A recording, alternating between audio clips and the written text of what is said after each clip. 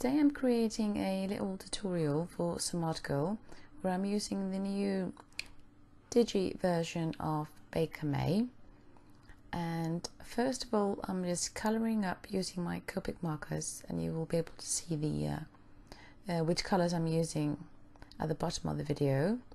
I'll put on a little bit of music and then I'll get back to you when I've finished colouring this little pretty girly.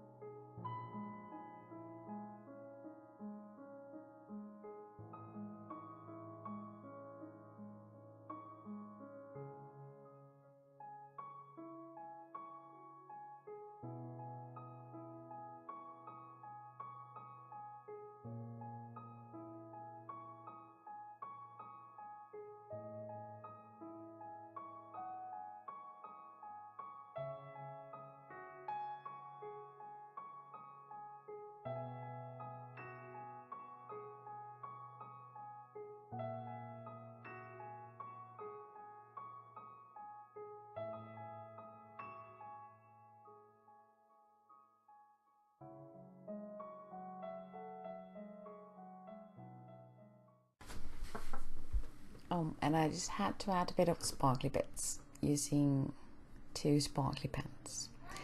Now that the image is all coloured up and I've fuzzy cut the girl out, I just need to figure out what papers to use. And I'm using this beautiful, yes, sparkly paper for my card. and I'm just trimming it down, so because the plan is to have these papers kind of layered upon each other, so they would actually make like a frame. And I want these to be in a somewhat a banner-like form, but without being like a banner or pendant, so they look like they are falling from the top of the card. I've already made the card base, and there's a standard A2 size card that I've folded in half, so the card measures 4¼ and now that I've decided on a layout for the card, I'm bringing in some distress ink to add a bit of ink and the look of dimension to the patterned papers. It's a very subtle color. It doesn't add much pizzazz really, but it mostly gives it a hint of dimension without using film adhesive really. And well, I just like inking stuff, so why not? Now let's start with the gluing part, getting these things stuck down. So I am starting off with the sparkly paper, or the glittery one, because I want that to be the bottom layer of my card, so that the glitter paper really frames the whole scene, or the image really. And then I'm adding the pink one, and these are all about 1/2 inch smaller, so they all create like a little frame, or they all stack together like this. And now for the center part.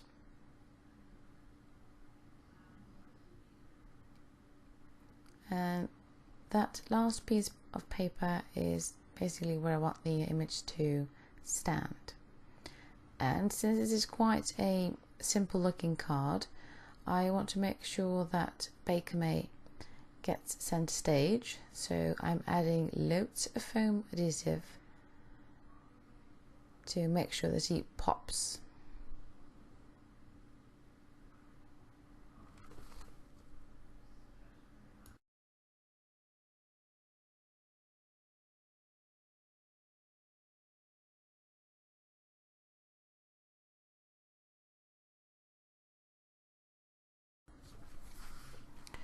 And then lastly I'm adding a small doily. This one is 4 inches, and I'm adding the same ink to the edges of that little doily so that it doesn't look as stark white, so it flows into the background a little better really. And I really like doing these 2 doilies just to give them that little bit of extra. It's quick and easy, and it can add a lot of colour and pop to any card really. Now I want that to be the top of my banner frame like, so I put lots of adhesive on it, and then I place it on top, not quite half, but just the large amount is at the front of the card.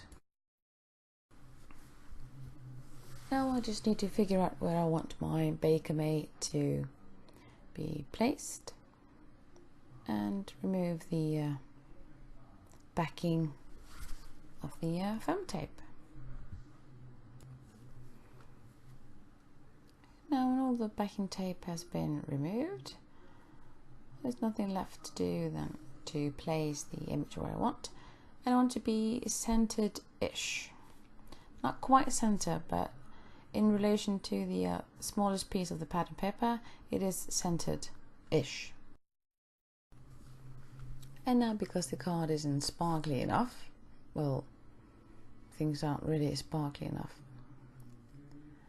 for me anyway, I am adding lots of sequins. These are actually clear ones, and I'm just adding them here and there where I think they would look good and sparkly and fabulous. And when I'm done with the sequence, I will be adding a bit more sparkly or shininess to the card by using Nouveau drops. And that actually finishes up my card. So hop on over to the Odd blog for more photos and even more inspiration. See you later.